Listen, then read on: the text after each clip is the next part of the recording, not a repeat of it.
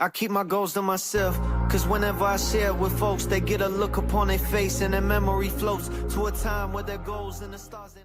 Yo, what's good? We're gonna get into NXT from January the 20th, 2026. This was an okay episode of NXT. I did kind of like it. Some of the matches I just really didn't care about, except for the opener, which was Ethan Page versus Ilio LaFleur. He made his NXT debut, in-ring debut, which was cool. Good stuff there. And the main event, which was a triple threat tag team match involving Ruca and Zaria, Fatal Influence, and Kendall Gray and Ren Sinclair. So those were really the only two decent matches on the show.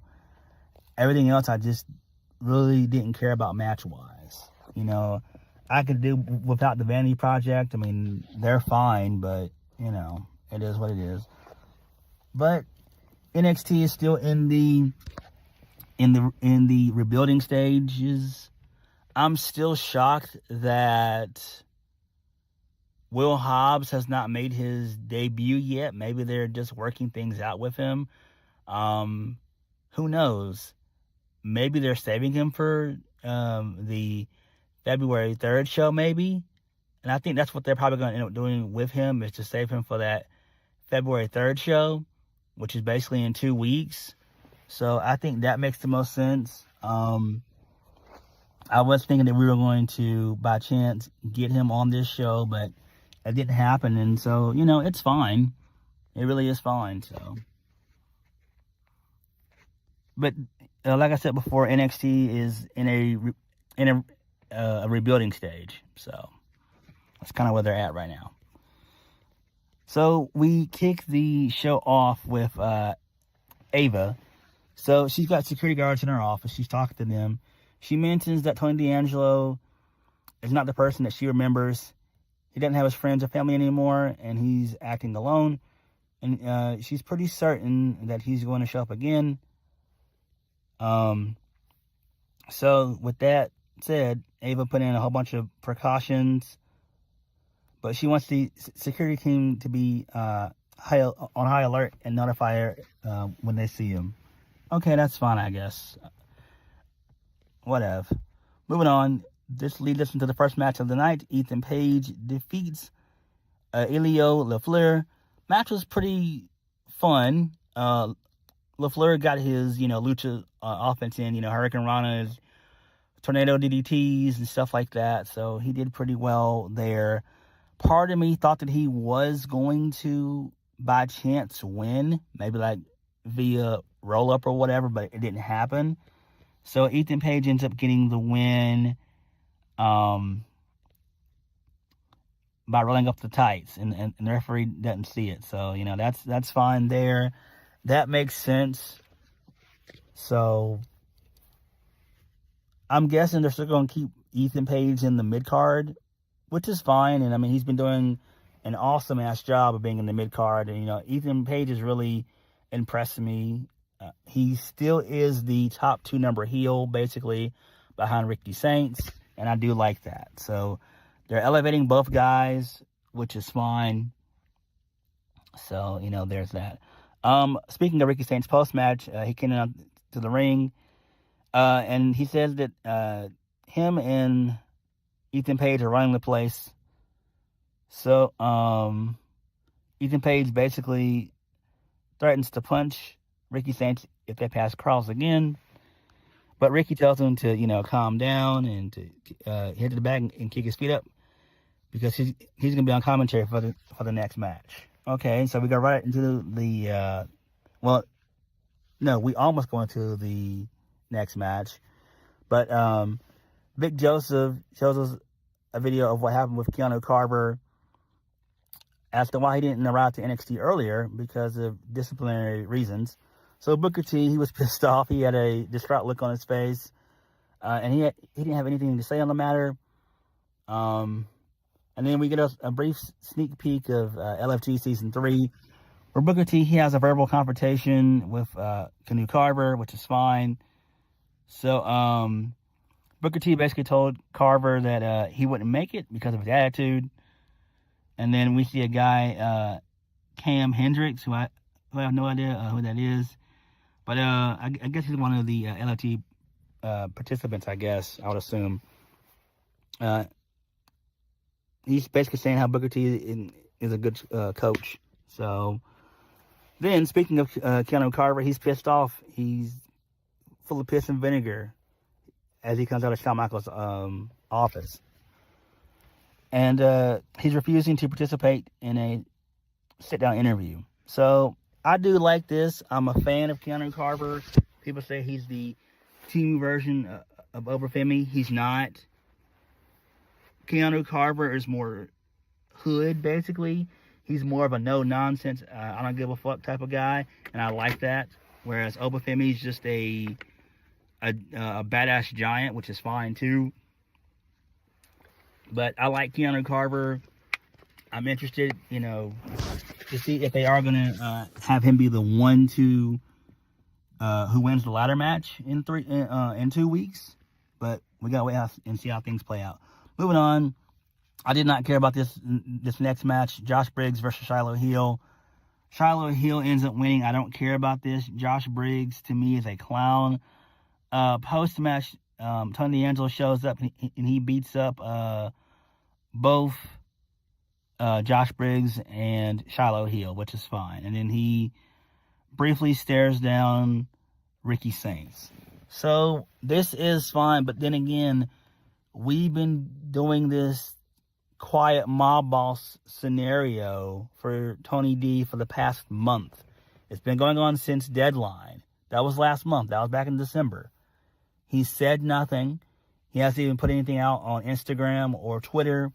And I don't like that. It's like, what are you doing? And this is probably more so of a Triple H call versus a Shawn Michaels call. Because it's very odd to me that Tony D hasn't even explained why he's doing what he's doing. Like, there's no explanation as to the method of his madness. But I don't fucking know. I really don't. And to me, it's annoying because Tony D is great. I've liked Tony D since he first came into NXT 2.0. And this is really just not a good look for him. It's just not. Him being this stoic guy, it just doesn't make any sense. I don't understand it. I don't. Moving on. So Ruca, she's talking to Zaria in the locker room. So Zaria wanted to know where Ruca was at the end of her TNA Knockout Championship at Genesis against Xia Li, a.k.a. Lei Ying Li. So Zaria was fighting off the Elegance brand. I mean, my bad. So Ruca was fighting off the Elegance brand. So that Zaria could have a fair one-on-one shot. Zaria is dealing with shoulder problems, and she's not 100% right now. And if that cost her in the match tonight, she doesn't want Ruca to blame her. Okay, that's fine. Moving on. This leads us into the Vanity Project defeating Chase U. Don't really care about this either. This is just filler, I guess. Whatever. Moving on, this leads us into Ava. She's backstage in her office. She tells Robert Stone that the cops are on their way to the PC. Robert Stone asks if that's a bit drastic. Tony D's been doing this since NXT Deadline, and she's over it. And I would agree with Ava on that one. I mean, I'm over it too, basically, kind of. It's the same reason why she suspended Ted Paxi last week after headbutting a referee. So Lola Vice shows up. She wants to have a match with Izzy Dame. She started beating her before. She knocked out Kalani Jordan last week. And she was on Triple A's premiere on Fox, which did pretty well. So Ava then acknowledges that Lola is a rising star in Triple A. So Thea Hill barges in the office. Thea says that Ava was right, and open challenges are quite risky. She learned her lesson, and she's ready for a rematch. So Lola, she ain't got no time for that. She's got next. And Thea says that she was literally the champion a few weeks ago. So both of them begin to bicker back and forth. Ava just says it's going to be a triple threat on February 3rd, which I don't like. I figured they were going to go down this route anyway. She should have just done Thea Hill versus Lola Vice for next week. Then the winner of that will face Izzy Dame at the February 3rd show. I think that would have been the smarter decision. Again, I'm not a fan of triple threats. It is what it is, though. So, whatever. And clearly they're going to have Thea Hill take the pinfall on this triple threat anyway. So, that's why they're doing this also. Moving on. So, Blake Howard tried to do an interview with Keanu Carver, and Keanu Carver was having none of it. So he said he's not going to answer any of his dumbass questions, which was funny. So Blake Howard wanted to know that he talked about he talked about how Keanu Carver was in the men's breakout tournament back in 2023, but since then we haven't really seen much of him after he had some disciplinary action. So he basically stands up and shows Blake, which is, funny. So I do like that. Good stuff there. Moving on, this leads us into Jada Parker. Her sexy ass is back. She gets a really good reaction. She cut a really good promo, but it was rather long. She basically just said that she's been watching, what's been going on as she's been out for a while. She put over both Lola Vice and Kendall Gray. She says that they deserve their flowers. She says she saw everything, and she wasn't rushing back with excuses or explanations for us. Because she made a promise to herself that when she does return, her hard work has no choice but to speak for itself. Because standards don't need to talk. Standards get checked. Standards get pressed, and standards get tested. And they keep getting up again and again and again, and that's what she represents. She's the standard that refuses to bend because the room feels uneasy when she steps into it, because she hears us. She hears all of us, but everybody got something to say. Everybody got their own opinions. And then she talked about, how she should smile more and talk less. But she's got days where she feel like she can't catch a break. But she basically says, like, it's her time. So, I did like this promo. It was rather long. She's just tired of being put in a box and everything. So Mariah May shows up. She gets a pretty decent reaction. She says, hit the spotlight where it belongs. That's just in case you need a reminder. She said, you made a grave mistake by interrupting me last week. She knows that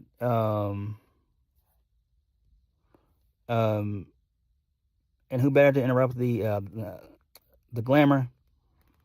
But that's all you do is just talk. So you don't come back and get standing in the way of Mariah May. So Jada asked if she was done. She said, because you talk too much. She said, all this noise you're talking about, it's not pressure, because she's right here.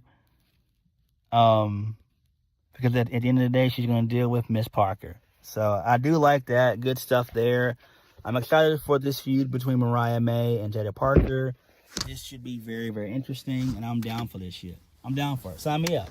Sign me up. We should get 3 matches out of this. 3 matches. Maybe Mariah May wins the first one, Jada wins the second, and Mariah wins the third. But I'm happy for my girl Jada Parker. Jada Parker is great. She really is. All right, moving on from that, this leads us into Ilio LaFleur, he shows up to Ava's office. He interrupted Ava who was having a conversation with Miles Bourne. So he tells Ava thanks for giving an opportunity to show the world what he's capable of. Ava says that there's going to be plenty more opportunities for him on the horizon. So Miles then welcomes Ilio to NXT. So Ricky Sainz shows up. He's heading to the back to do commentary. Ricky promises not to act like Tony D'Angelo. Miles Bourne stops Ricky in his tracks. Miles tells Ricky that he'll see him in the ladder match after he beats Deion Lennox in the qualifier next week. Ethan Page shows up. Ethan Page tells Miles not to get ahead of himself because that depends on what version of him will show up. Will we get the Miles that showed up with gumption last week, or the Miles with no killer instinct? You know, the guy that always loses. Ethan says that the choice is 100% on Miles, but they both know what he needs to do. Okay, I do like that. That's fine. Moving on, this leads us into Shawn Legacy versus Eli Knight. This match was pretty good.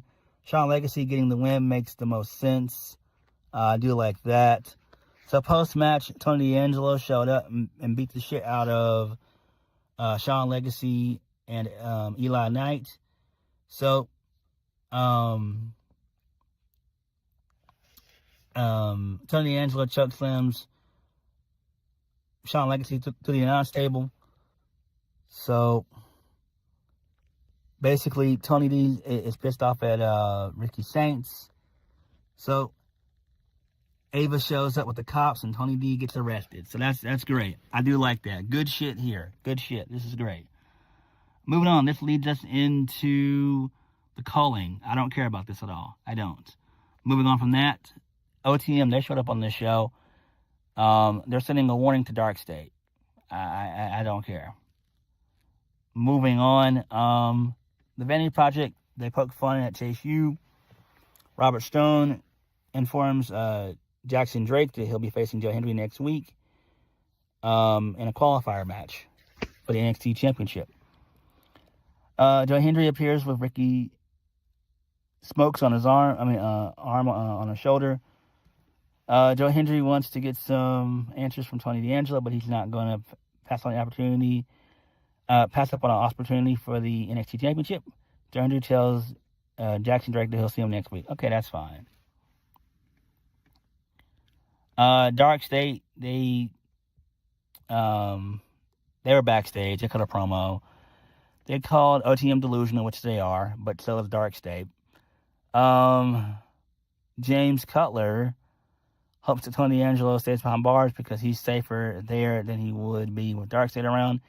Lennox says that Miles Bourne is going to be their next victim, and they have NXT on lock. Whatever, who cares?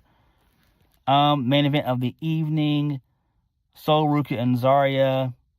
They are now the new number one contenders. They defeated Fatal Influence and Ren QCC. This match was pretty fun. I enjoyed it. Good stuff here. Ruca and Kendall Gray work very, very well together. I would love to see a one-on-one match between them. I think that would be fun. That would really, really be fun. So Zaria gets the win for her team. Ruca ended up hitting a double soul snatcher, and Zaria hit the F5 on Fallon Henley for the 1, 2, 3. And that was the show. So this was fine, I guess, for the most part. Most of the matches were okay. I could have done without the Vanity Project and, stuff like that. The qualifiers were okay. The women's division in NXT is looking stacked. They have been for the last year. That men's division needs some help. We still don't have an explanation as to why Tony D's doing what he's doing. But him getting arrested is pretty cool. I do like that. So maybe he'll reveal to us while he's in jail why he's doing this, because we have to get a fucking explanation at some point as to why he's doing this shit. We've got to. Like, what's his end goal for all this shit? I do like what they're doing with Keanu Carver as well. So, I like it. And again, NXT is slowly rebuilding that men's division, which is fine. And also, I did like the in-ring debut of Elio LaFleur. I think he's going to do very, very well. Again, he's obviously worked, the Indies. He's been in Japan, Europe. He's been in AAA as well. So he did a few shows there when he was there. So I'm glad that he's here. So hopefully, at some point, he does become the NXT North American champion. I think he probably will in due time. So yeah. But NXT was pretty okay. But what did you guys think? Like, comment, subscribe. Peace.